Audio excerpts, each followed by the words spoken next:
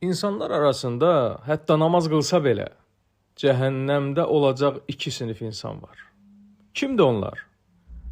Müslimin səhih əsərində İyad Əl-Mücəşi radiyallahu anhudan rəvayət olunan hədisdə o deyir ki, bir dəfə Allah Rəsulu sallallahu aleyhi və səlləm insanlara xütbə verib dedi, Rəbbim mənə əmr etdi ki, sizə bilmədiklərinizi öyrədim. Sonra Peyğəmbər sallallahu aleyhi və səlləm həmin xütbəsində cəhənnəm əhlini zikr etdi. Buyurdu ki, cəhənnəm aşağıdakı insanlardan ibarətdir. Onlardan da birinin tamahkarlığı gizli olan xain olduğunu qeyd edir. Beləsi imkan tapan kimi xəyanət edir. Bir də o kəsdir ki, adam səhər axşam səni əhlində və malında aldatmağa çalışır. Demək, Rasulullah sallallahu aleyhi və səlləm bu iki vəsfə malik olan kəslərin cəhənnəm əhlindən olduğunu bəyan edir. Demək, birincisi o kəsdir ki, hər növ tamahkarlığa əl ataraq mal dövlətini artırmağa çalışır. Nə yolla olursa olsun, çalışır ki, pulunu, malını, dövlətini artırsın.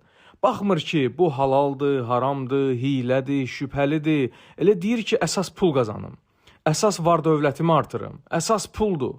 Əsas pulum olsun. Pulum varsa qalan hər şey boş şeydir.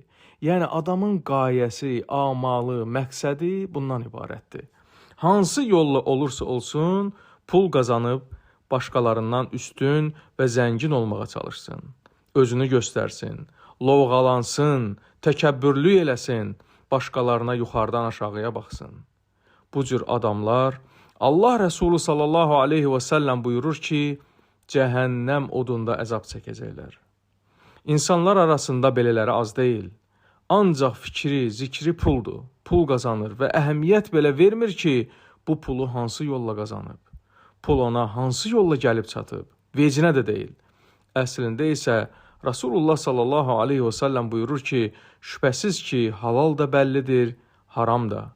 Onların arasında şübhəli məsələlər var. Buyurur ki, insan haram və şübhəli məsələlərdən özünü qorumalıdır. Bu adam isə halal, haram, şübhəli, fərq etmir onun üçün. Ancaq çalışır ki, maksimum dərəcədə pul qazansın və daha zəngin olsun. Belə edənlər bilməlidirlər ki, yolun sonu cəhənnəm odunda əzab çəkməkdir. İkincisi də Peyğəmbər sallallahu aleyhi və səlləm buyurur ki, səhər axşam başqalarını əhlində və malında aldatmağa çalışan dələduzlardır.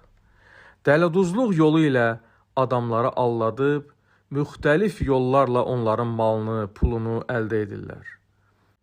Onların haqqını yeyir, haqlarını vermir, onları alladır. Bu cür insanlar da Rasulullah sallallahu aleyhi və səlləm buyurur ki, cəhənnəm əhlindən olacaqlar. Uca Allahdan diləyirik ki, bizləri bu pis əməllərdən və bu əməlləri edən saxtakar, xain və dələduzlardan qorusun. Əmin. Vəlhamdülillahi Rabbil aləmin.